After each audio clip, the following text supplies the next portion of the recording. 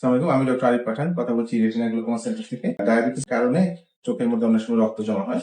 এটা সময় মতো অপারেশন করলে অপারেশনের পরে খুব ভালো দৃষ্টি চলে আসে। তো সচেতনতার জন্য আমরা ওনার সাথে কথা বলবো। আপনি আবু তাহের আপন?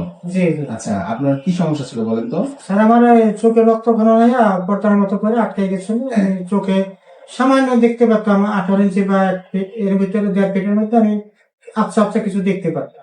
আপনার চিকিৎসা নিয়ে আপনি অপারেশন করেছেন, ইনশাল্লাহ আমি এখন 90 ভাগ ভালো দেখছেন? ভালো আছি ইনশাল্লাহ। আগের তুলনায় ভালো দেখছেন? হ্যাঁ, আগে তো মানে এক্সাক্ট আমরা বলা যায় না। আগে আগে ভালো আগে দেখতেনই না, না দেখতাম যা ওটা কোনো তেমন কাজে লাগে না, কিন্তু এখন ভালো দেখছেন। এখানে ইনশাল্লাহ আমি মনে করি 90% আমি ক্লিয়ার। হ্যাঁ, আপনার চোখে আপনার ডায়াবেটিস প্রেশার কিছু আছে?